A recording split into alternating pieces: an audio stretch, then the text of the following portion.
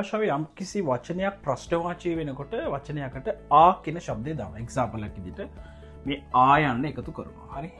දැන් උදාහරණයක් විදිහට ඔයා හිතන්න සිංහල භාෂාවේ අපි යම් කිසි වචනයක් වාක්‍යයක් ඕනම එකක් ප්‍රශ්නවාචී කරනකොට වචනයකට ද කියන එක දානවා. කෑවද බීවද ඉන්නවද නැද්ද ආදරේද ද කියන එක දානවා. හැබැයි දෙමළ භාෂාවේ යම් කිසි වචනයක් ප්‍රශ්නවාචී වෙනකොට මෙන්න මේ ආ කියන ශබ්දය තමයි දාන්නේ. දැන් ඔයා හිතන්න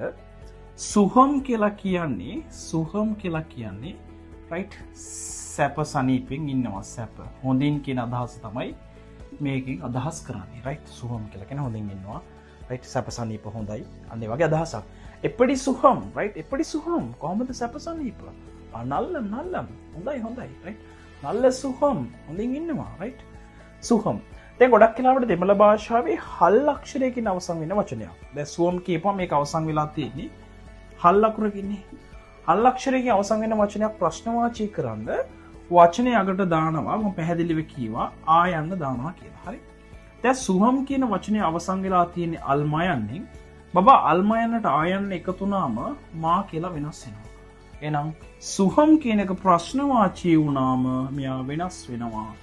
සුහමා කියලා. එහෙනම් මේකේ සිංහල තේරුම තමයි සැපද right සැපද right සුහමා right.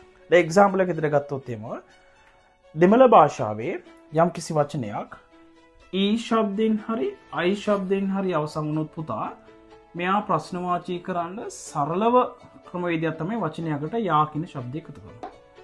ඊ සහ අයි ශබ්ද වලින් අවසන් වෙන වචන ප්‍රශ්නවාචී කරනකොට වචනයකට යා කියන එක දානවා. දැන් සිංහල භාෂාවේ අපි කියනවනේ මේ හරි. අවුලක් නැහැ මචං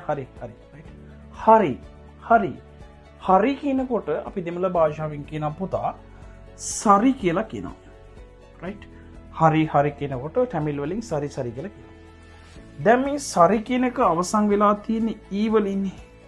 දැන් මම පැහැදිලිව කිව්වා ඊ සහ අයි වලින් අවසන් වෙන වචන ප්‍රශ්නවාචී කරනකොට වචනයකට යා කියන එක දානවා. එහෙනම් හරිද? රයිට්. දැන් හිතමු අපි සිංහල භාෂාවෙන් හරිද කියන එක කොහොමද තමිල් වලට පරිවර්තනය කරන්නේ? රයිට්. ඊ වලින් අවසන් වෙලා තියෙන නිසා මෙයාට කෙලින්ම දානවා ප්‍රශ්නවාචී කරන්න යා කියන ශබ්දය.